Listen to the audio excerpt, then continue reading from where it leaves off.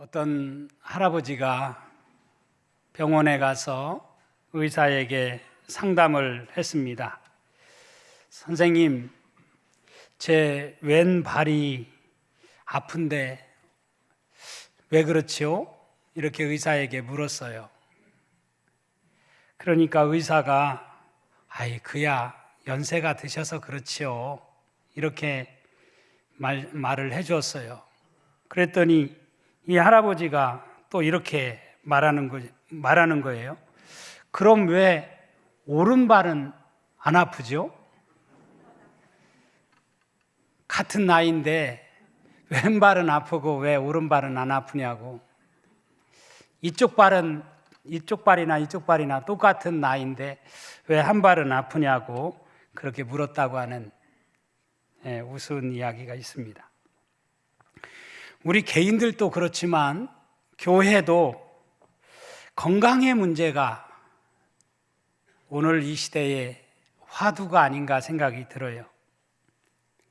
건강하지 않으면 개인이나 교회나 존재하기가 어렵습니다. 그래서 어떻게 하면 건강할 수 있겠는가? 라고 하는, 그런데 우리가 육체적으로도 그렇고 또 공동체도 거기에 초미의 관심을 가진 것이 사실입니다. 특히 2020년 코로나가 이 땅에 와서 3년이 지나갔습니다. 코로나 사태를 겪으면서 건강하지 않은 사람들이, 또 건강하지 못한 교회들이 참 어려움을 겪었습니다. 교회들 가운데에도 통계에 따르면 한국교회 가운데 약 10,000개 이상의 교회가 문을 닫는 그런 어려움을 겪었습니다. 그런 차원에서 저는 오늘 건강한 교회 로드맵, 이런 제목으로 여러분과 함께 말씀을 나누려고 합니다. 건강한 교회를 세우는데 필요한 것이 뭘까? 물론 이렇게 아름다운 건물, 또 교회 재정, 또 시스템, 이런 하드웨어도 중요하겠지만 그것 못지않게 중요한 것이 우리 교회를 이루고 있는 구성원들이 가진 마인드, 비전, 그리고 영성, 열정, 사역, 관계, 이런 것들이 사실은 교회가 건강하느냐, 건강치 못하느냐라고 하는 것을 결정을 한다라고 생각합니다.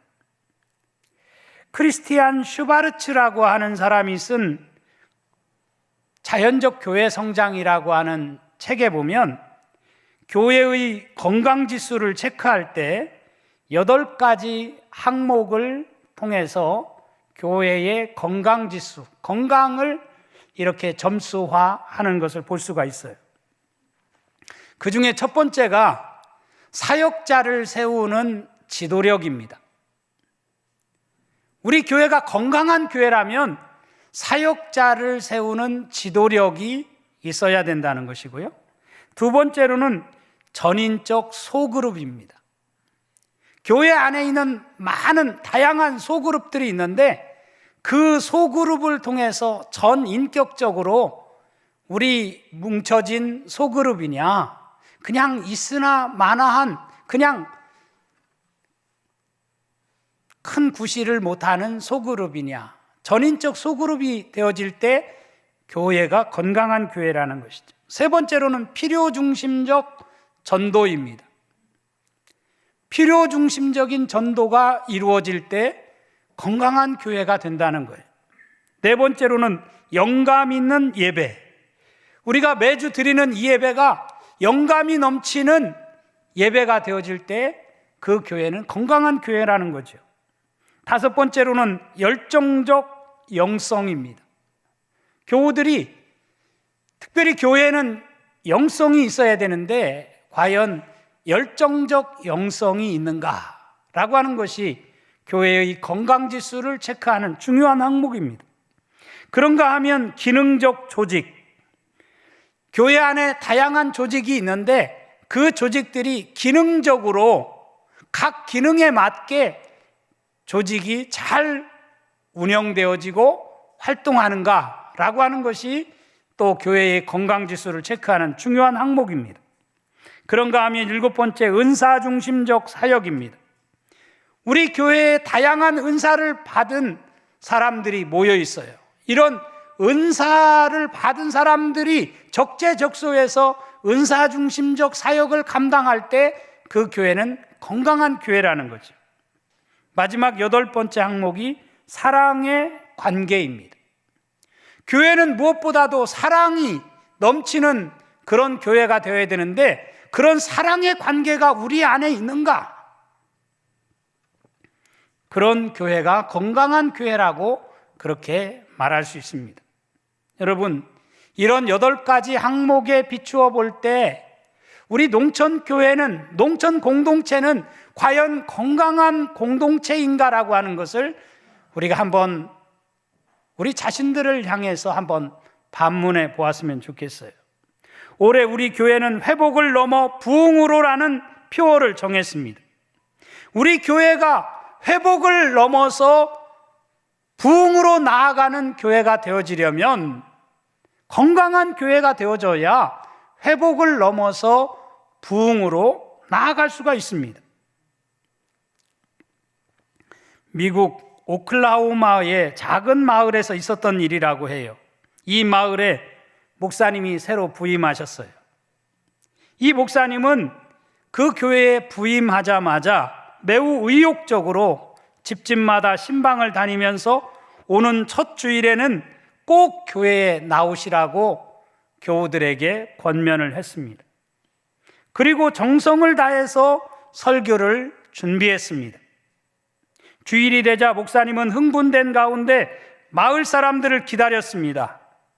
하지만 주일날 막상 예배 자리에 나온 사람들은 불과 2손으로 꼽을 정도의 사람이 예배당에 나온 겁니다.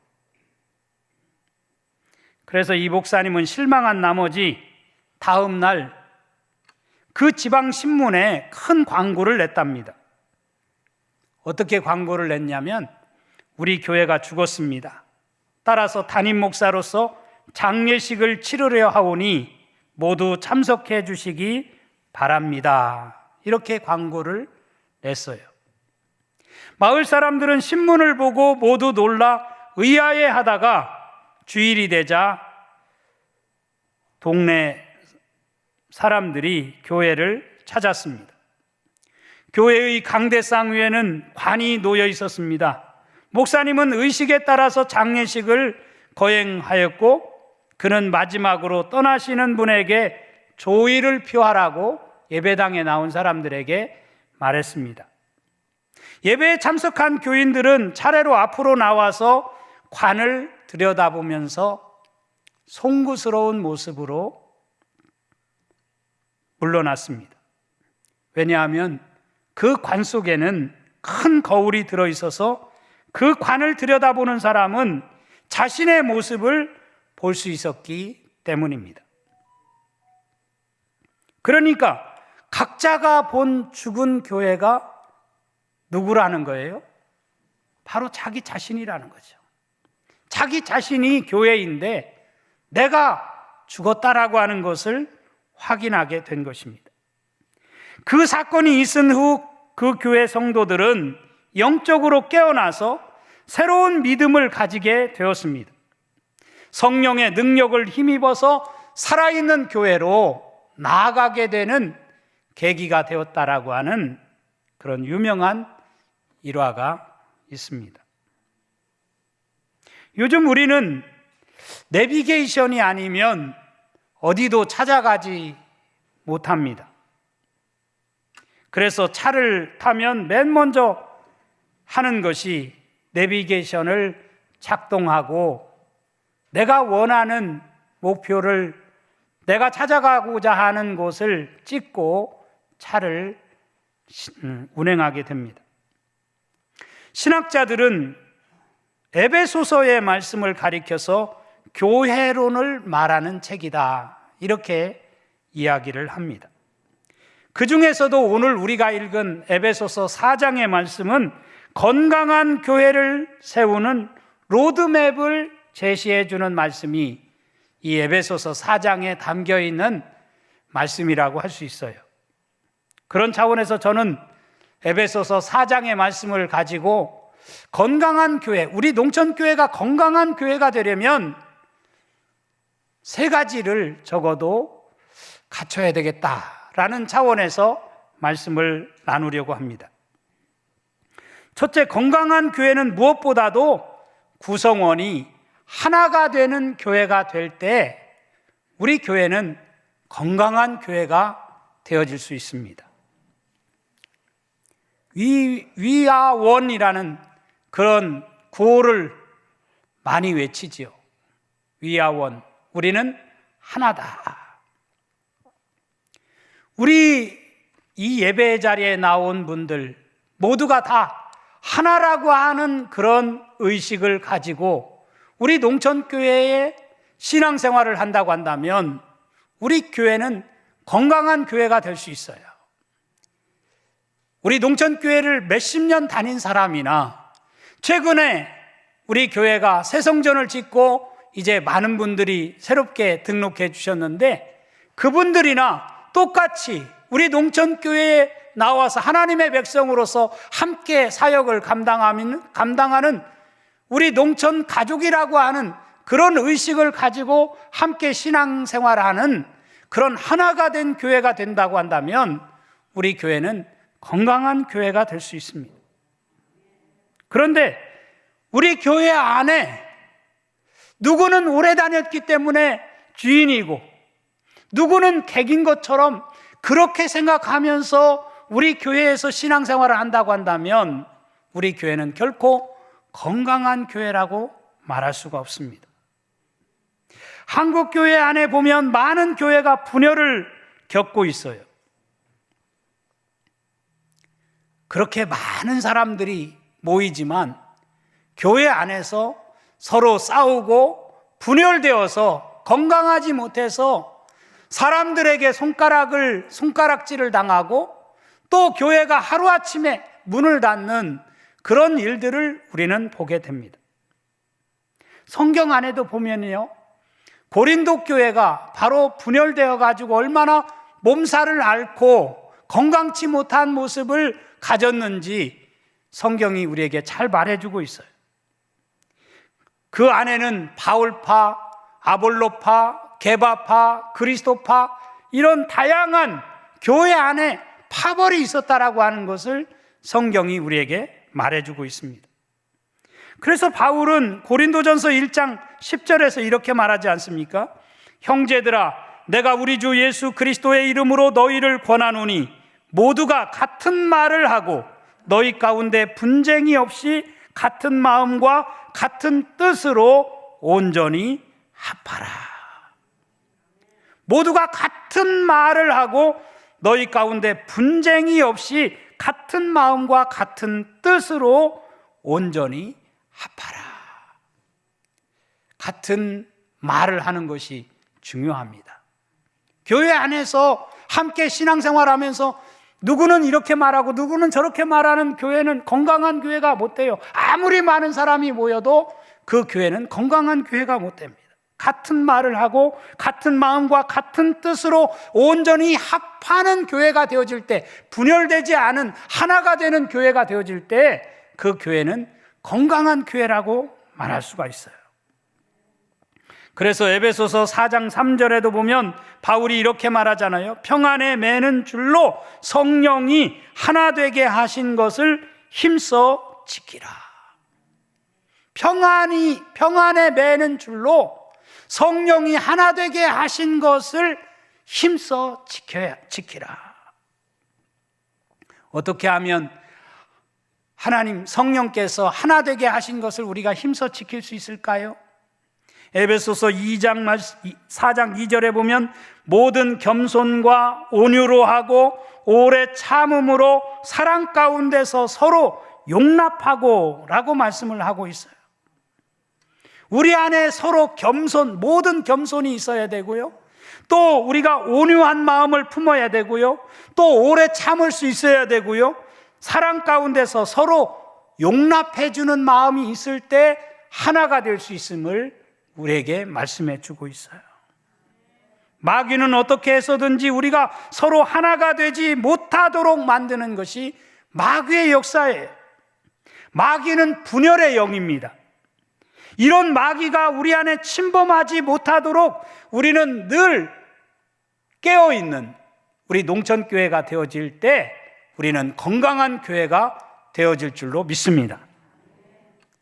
사실 가정 안에서도 식구가 많아서 가정이 깨어집니까? 그렇지 않아요. 식구가 많지 않아도 부부간에도 하나가 되지 못해서 가정이 정말 힘든 갈등을 겪는 가정들이 얼마나 많아요. 형제간에 하나가 되지 못해서 갈등을 겪는 가정들이 얼마나 많아요. 그런데 더군다나 그리스도의 피로 한 형제가 된 우리가 하나가 된다고 하는 것은 결코 쉬운 일은 아니라고 생각이 들어요. 그렇기 때문에 겸손과 온유와 오래 참음과 서로 용납해주는 마음이 우리 안에 있을 때에만 우리는 하나가 될 수 있음을 우리는 깨달아야 됩니다. 무엇보다 우리 안에 성령이 함께 하실 때에만 우리는 하나가 될 수 있어요. 우리의 힘만 가지고는 절대 하나가 될 수가 없습니다. 여러분, 부부간에도 배우지 못해서 무식해서 하나가 되지 못하나요? 우리 농천교회가 하나가 되지 못하는, 만약에 못한다고 한다면 우리 교회 안에 참 능력 있는 분들도 많고 참 실력 있는 분들도 많은데 어떻게 우리가 하나가 될 수 있느냐?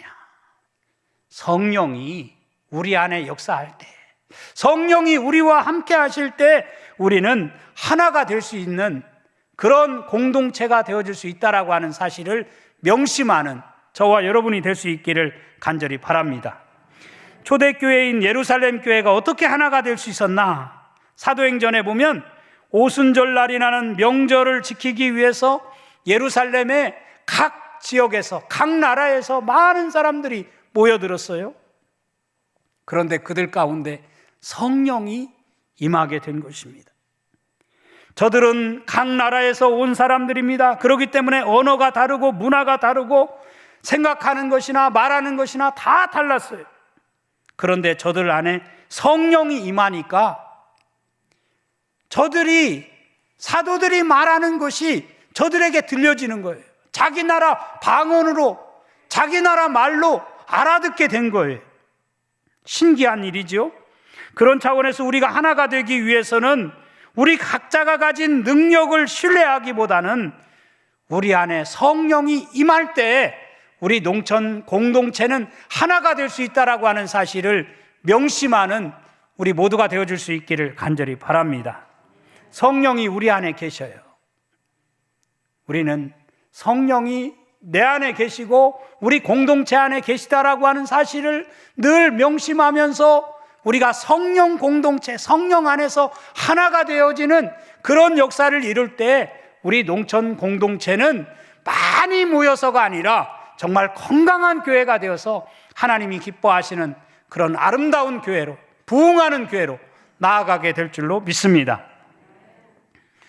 두 번째로, 건강한 교회는 각자가 자신의 역할을 잘 감당할 때 건강한 교회가 되어질 수 있다라고 하는 사실을 말씀을 통해서 깨닫습니다. 오늘 우리가 11절 말씀부터 읽었는데 11절에 보면 그가 어떤 사람은 사도로, 어떤 사람은 선지자로, 어떤 사람은 복음 전하는 자로, 어떤 사람은 목사와 교사로 삼으셨으니, 이렇게 말씀을 하고 있어요. 여기에 언급된 직분들은 오늘날 우리 교회 직분과는 많은 차이가 있지 않습니까? 사도나 또 선지자, 오늘날 그런 직제는 없어요. 그렇지만 오늘 우리가 받은 직분이 무엇이든지 간에 우리 각자가 우리가 맡은 그 직분에 걸맞는 모습으로 12절에 나와 있는 말씀처럼 성도를 온전하게 하여 봉사의 일을 하게 하며 그리스도의 몸을 세우는 일에 우리가 쓰임받는 일꾼이 되어진다고 한다면 우리 교회는 건강한 교회가 되어줄 수 있다라고 하는 사실을 깨닫는 저와 여러분이 될 수 있기를 간절히 바랍니다. 우리가 내가 받은 직분이 최고야, 내가 받은 직분만 소중해, 이렇게 생각하고 자신이 직분 받은 것만 자랑하고 앞세우는 그런 자가 아니라 직분에 걸맞는 모습으로 사명을 감당하는 봉사의 일을 하게 해서 그리스도의 몸을 세우는 그런 일에 내가 쓰임받는다고 한다면 우리 농천교회는 건강한 교회가 될 수 있다라고 하는 사실입니다. 그런 차원에서 오늘 우리가 재직 수련회를 갖습니다. 따라서 재직이라면 당연히 이 재직 수련회에 빠짐없이 꼭 참석해야 합니다. 1년에 한 번 갖는 재직 수련회마저도 재직이 참석하지 않는다고 한다면 어떻게 우리가 각자에게 주신 그 재능을 살려서 우리 교회를 건강한 교회로 만들 수 있겠어요? 우리가 바쁜 일 다 내려놓고 정말 우리가 농천교회의 재직으로 불러주신 하나님 앞에 내가 사명 잘 감당하는 재직이 되겠습니다라고 하는 그런 마음으로 우리가 오늘 재직 수련회에 참여해서 건강한 교회를 이루는 일에 우리 모두가 쓰임받는 귀한 재직들이 되어줄 수 있기를 간절히 바랍니다. 13절 말씀해 보면 우리가 다 하나님의 아들을 믿는 것과 아는 일에 하나가 되어 온전한 사람을 이루어 그리스도의 장성한 분량이 충만한 데까지 이르리니, 이렇게 말씀을 하고 있어요. 여기 장성한이라는 말을 헬라어로 보니까 텔레우테스라는 말인데 지정된 목표에 도달하는 것이라는 의미를 가진 말이에요. 우리에게 지정된 목표가 어디입니까? 바로 예수 그리스도예요. 우리는 예수 그리스도의 마음, 예수 그리스도의 성품, 예수 그리스도의 인격에까지 도달하도록 장성한 분량에 이르도록 우리가 훈련하고 그런 우리 재직이 되어지고 그런 성도가 되어질 때 바로 건강한 교회를 이룰 수 있다라고 하는 사실을 우리는 깨닫게 되어집니다. 너희 안에 이 마음을 품으라 곧 그리스도 예수의 마음이니, 빌립보 교회 성도들을 향해서 사도 바울이 그렇게 말했어요. 우리가 품어야 할 마음, 그리스도 예수의 마음이라는 거예요. 그리스도의 마음을 품고 우리가 교회를 섬겨갈 때 우리 교회는 건강한 교회가 될 수 있어요.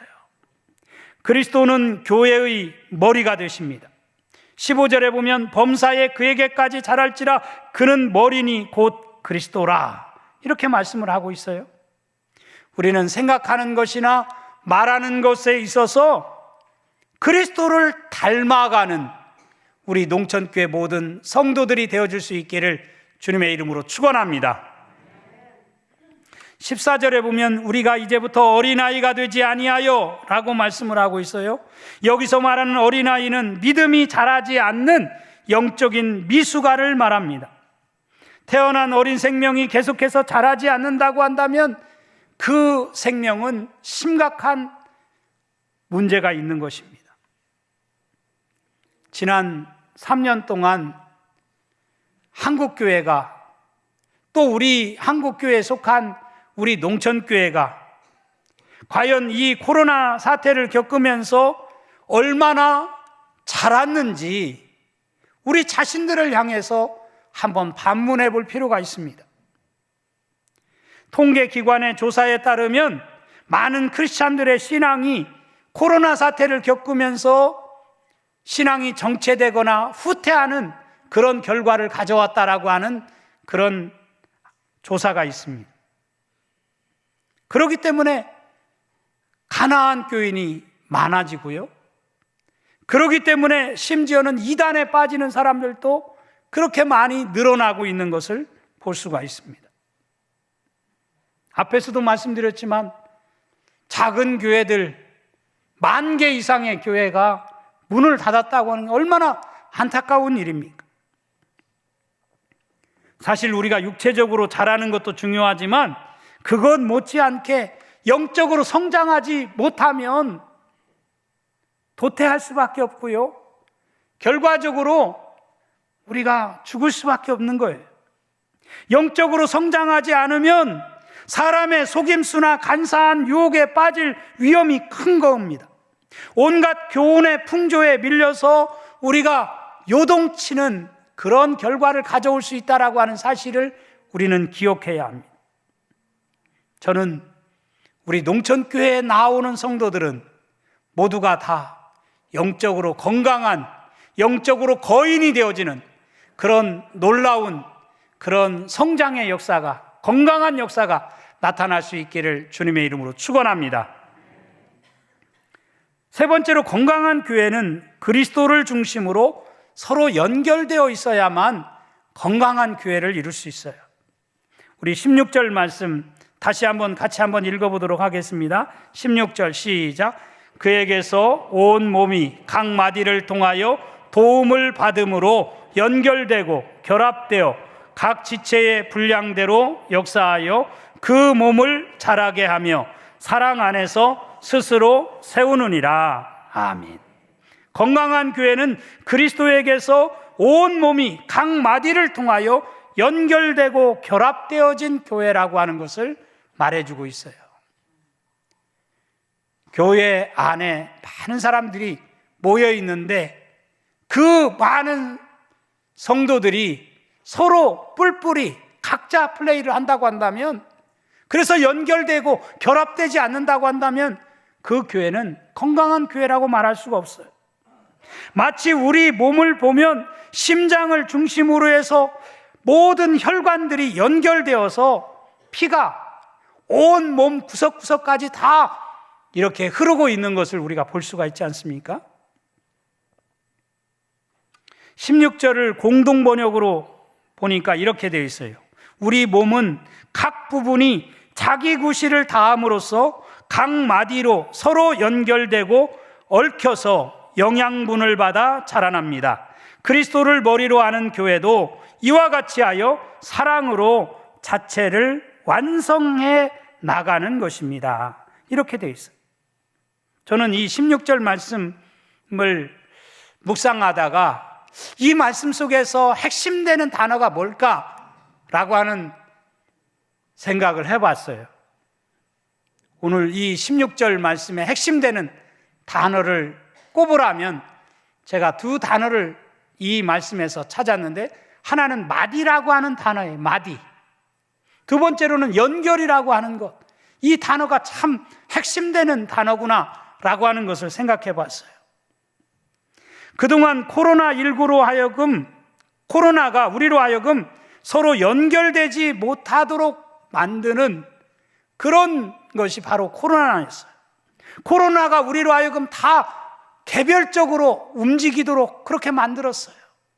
연결을 단절시키도록 그런 역할을 했어요. 그래서 공동체가 하나가 되는데 많은 애로사항을 겪었습니다. 여러분, 우리의 몸은 뼈와 뼈들이, 큰 뼈, 작은 뼈들이 다 연결되어서 우리의 몸을 이루고 있지 않습니까? 그런데 그 뼈들을 보면 뼈 마디마디가 연결시켜주는 역할을 한다고 하는 것을 우리는 잘 압니다. 만일에 마디가 없다고 한다면 아무리 그 한 뼈가 튼튼해도 연결시켜주는 그 마디가 없다고 한다면 사실은 우리의 몸이 지탱할 수가 없어요. 그런 차원에서 참 마디가 너무너무 중요하다는 생각을 하게 되었어요. 여러분, 교회 안에서 마디 역할을 하는 자들이 누굴까요? 물론 목사가 그런 역할을 감당하지요. 목사 혼자 감당하나요? 저는 장로님들이 그런 연결시켜주는 그런 마디 역할을 하는 사람들이라고 생각이 들어요. 저는 우리 권사님들이 그런 마디 역할을 감당해야 된다고 생각이 들어요. 저는 우리 샘장들이, 교사들이, 교회 안에서 직분 맡은 자들이 마디 역할을 감당하는 그런 자들이라고 생각이 들어요. 이런 마디들이 제 역할을 다한다면 우리 교회는 서로 연결되고 결합되어서 각 지체의 분량대로 역사해서 건강한 교회를 이룰 수가 있는 것이죠. 그런데 그 뼈와 뼈 사이를 연결해주는 마디가 튼튼하지 못하고 잘 연결해주는 역할을 감당하지 못한다면 우리 교회는 뭐 1000명, 10,000명이 모인다고 해도 그 교회가 건강한 교회라고 말할 수가 없어요. 아무리 살만 비대하게 찌면 뭐 하겠어요? 뼈와 뼈들이 잘 연결되어지는 마디가 그 역할을 잘 감당할 때 우리 교회는 건강한 교회가 되어질 수 있어요. 초대교회가 그렇게 많은 핍박 속에서도 성장할 수 있었던 것은 서로 사랑으로 연결되고 결합되어졌기 때문에 초대교회를 로마가 그렇게 박해했어도 초대교회가 우뚝 서서 로마를 무너뜨리는, 그래서 전 세계 복음화를 가져오는 그런 힘이 되어졌다라고 하는 사실을 우리는 잘 압니다. 사도행전 4장 32절에 보면 믿는 무리가 한 마음과 한 뜻이 되어 모든 물건을 서로 통용하고 자기 재물을 조금이라도 자기 것이라 하는 이가 하나도 없더라, 이렇게 말씀을 하고 있어요. 한 마음과 한 뜻으로 연결되어 사랑을 나눌 때 그 초대교회는 네로의 박해도, 도미시안 황제의 박해도 초대교회를 무너뜨릴 수가 없었어요. 저는 오늘 코로나19도, 아니 코로나보다 더 정말 우리를 괴롭히는 그 어떤 질병이 이 땅에 찾아온다 할지라도 우리 교회를 무너뜨리지 못하는, 우리 농촌 공동체는 하나가 된, 연결되어서 결합되어진 한 공동체라고 하는 것을 우리 모두가 깨닫고 서로 연결되어지는, 내가 마디가 되겠습니다, 그런 결단으로 우리 모두가 헌신하면서 올 한 해를 살아간다고 한다면 우리는 회복을 넘어 부흥으로 나가는 놀라운 역사가 올 한 해 동안 일어나게 될 줄로 믿습니다. 그런 일에 우리 모두가 귀하게 쓰임받는 우리 농촌가족 모두가 되어줄 수 있기를 주님의 이름으로 축원합니다. 축원합니다.